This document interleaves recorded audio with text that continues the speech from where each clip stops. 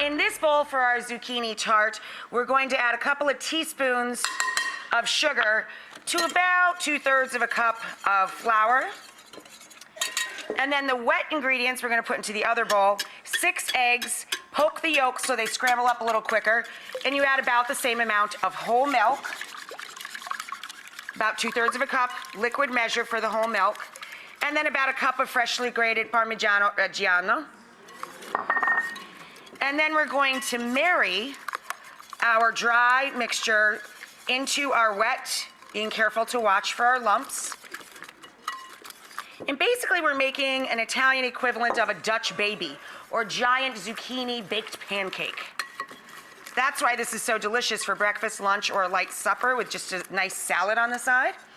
And then you pour this evenly over the top of your zucchini, barely coating it. And you just sort of get in there with your fingers and work it around to the edges. It should be mostly zucchini and very little egg batter. Goes all the way to the edges and it just sort of barely holds it together. Last thing before we put this in the oven, a fat drizzle of good EVOO. Yes. It's very sexy. Okay, we're gonna throw it in the oven. 400-degree oven until it's nice and puffed and golden. This is a zucchini tart that's delicious not only for breakfast, lunch, or dinner, but it's good cold room temperature or hot. If you want to turn it into a meal, put out a couple of simple salads as sides. But this is, in Italian, Scarpaccia, or old shoe tart. I don't think that sounds very appealing. I just call it zucchini tart. So this is a bunch of shredded up zucchinis mixed with onions, garlic, and chili flake and fresh thyme. Then you turn it into kind of a giant Dutch baby.